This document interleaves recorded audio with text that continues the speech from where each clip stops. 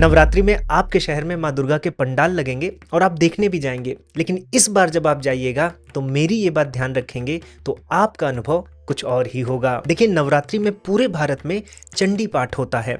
चंडी पाठ को ही दुर्गा सप्तशती का पाठ भी कहते हैं। दुर्गा सप्तशती में माँ दुर्गा अलग अलग रूप ग्रहण करके अलग अलग राक्षसों का वध करती हैं। अब ये केवल कथाएं नहीं हैं, इसमें बहुत गूढ़ रहस्य है। असल में दुर्गा सप्तशती 3 भागों में है और तीनों भागों में माँ दुर्गा के 3 अलग अलग रूप हैं। 3 ही क्यों? क्योंकि सनातन धर्म में ये जो हमारा संसार है ये 3 गुणों का बना हुआ है, सत्व, रजस, तमस। और जब इन्हीं तीनों के बीच का जो संतुलन है वो बिगड़ जाता है तो दुखों का जन्म होता है। तो पहले भाग में आप देखेंगे कि माँ दुर्गा महाकाली का रूप धारण करती हैं, जो तमस की अधिष्ठात्री देवी हैं। और वहां पर वो किसका वध करती हैं? मधु और कैटभ का। मधु क्या है? जिससे आपका लगाव होता है, शहद, मीठा।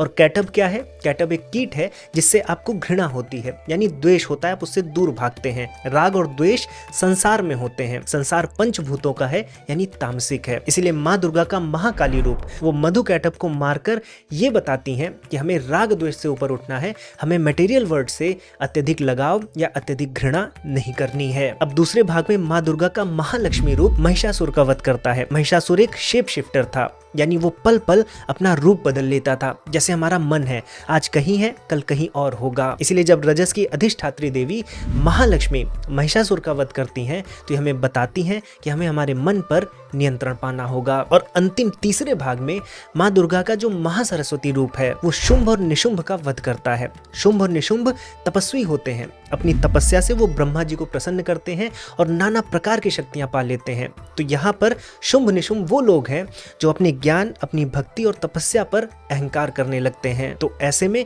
जो सत्व की अधिष्ठात्री देवी हैं महासरस्वती, वो शुंभ निशुंभ का वध करके हमें ये बताती हैं कि हम कितने भी ज्ञानी हो जाएं, हमें अहंकार नहीं करना चाहिए।